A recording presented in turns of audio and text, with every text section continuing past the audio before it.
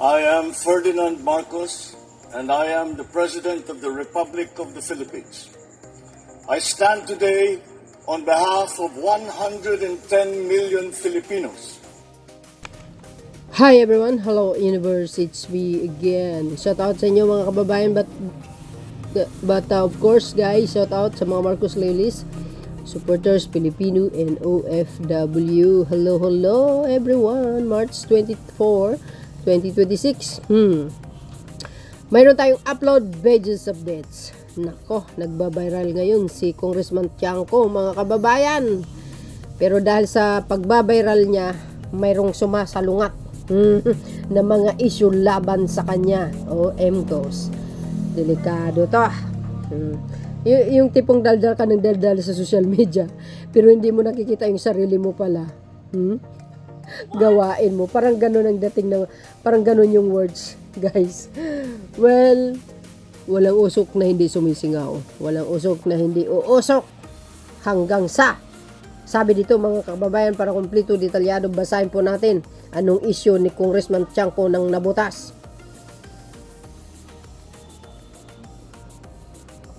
Yan po ang source natin guys, Solid North News Media. Agree. Ayan o.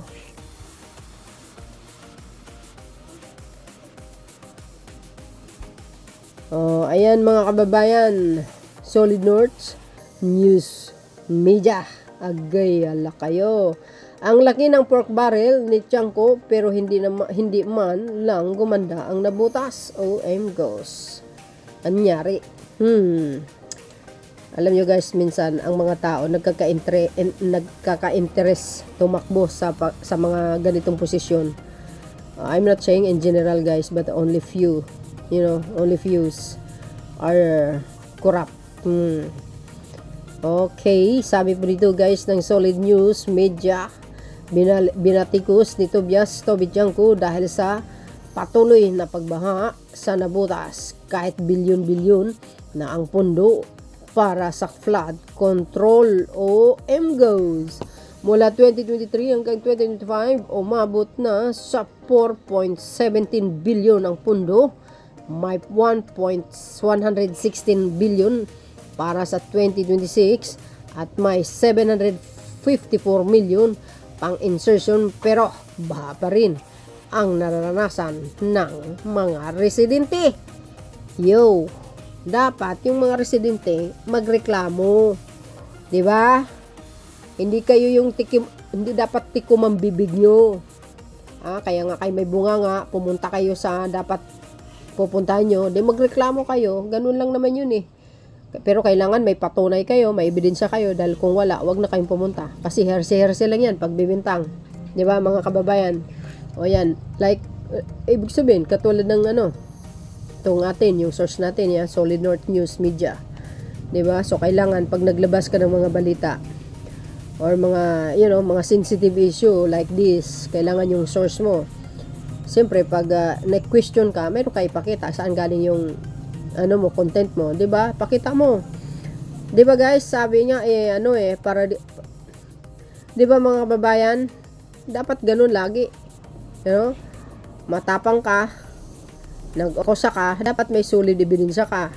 Para sa mga kritiko, hindi na pera ang problema, kundi pamamalakad. Paulit-ulit ang proyekto na Navigational Gate River Walls Pumping Station, pero parang walang nagtagal na solusyon.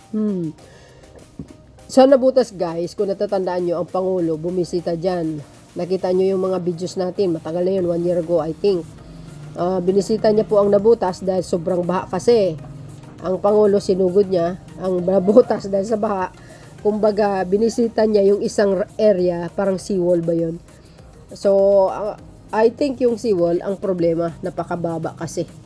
Dapat taasan yun Para nang sa ganun, pag umulan, tumaas yung dagat, hindi na po mababahaan ang nabutas. Pero I think guys, sa mga taga nabutas, alam naman siguro nila yan 'di ba? So I hope yung sinasabi dito ng river walls, yan ang sinasabi ko. Parang sabi ko sea walls kasi river walls pumping station.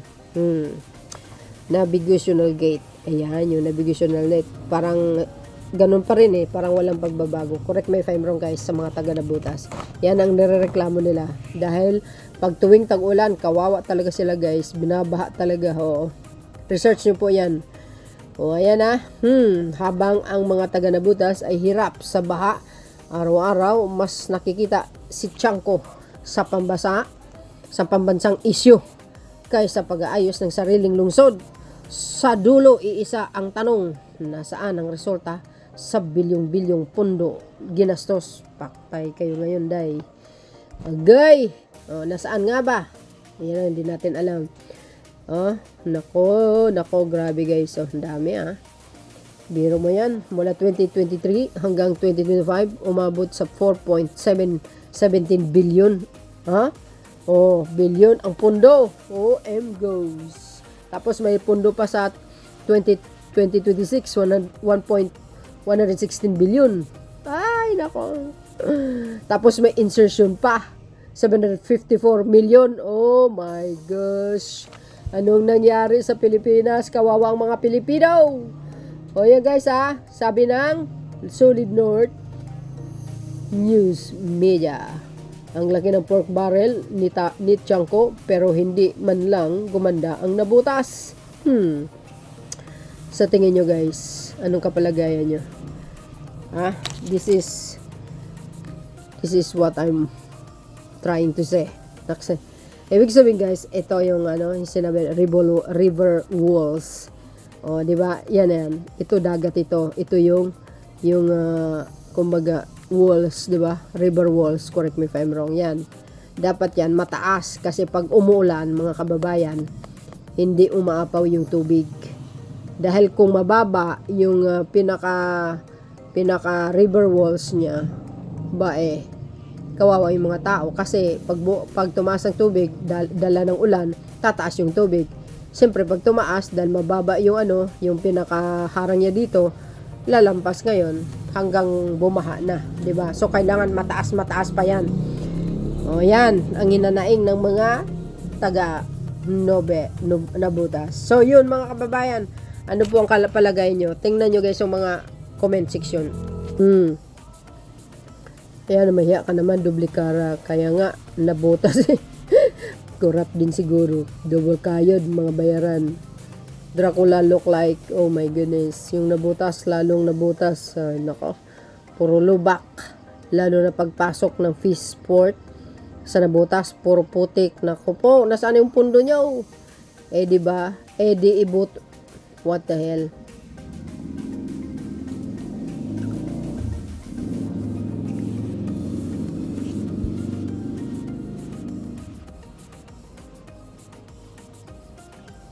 Sabi nito, di buto nyo ulit para lalong mabutas ang Nabutas. Yun lang.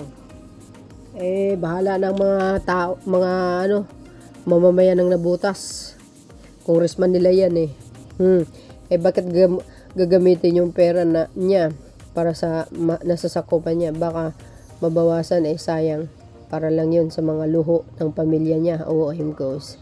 Hindi naman siya makikinabang kundi taong bayan. Sayang ang pera ng pansarili lang niya. Yun. Nako. Okay, siyempre ang magnanakaw, galit sa kapwa magnanakaw. Katulad ni Tiangco, puro lang siya ingay pero wala namang may kinakasuhan.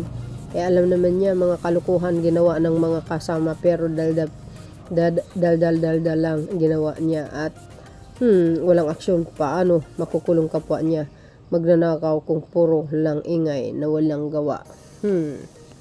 Siyempre due process yan. May investigasyon nga kung totoo man yan, di imbestigahan, di ba, ng pamalaan. Ganun lang naman yun sa Nabutas. Kaya natira si Toby, pagbungad mo pa lang nabutas ng amoy labak na. Ang taong makasarili, puro salita, walang nagagawa. Korekto. Siya ang gumaganda ang buhay. Nako, sana all. Kasi po, mukha siyang clown.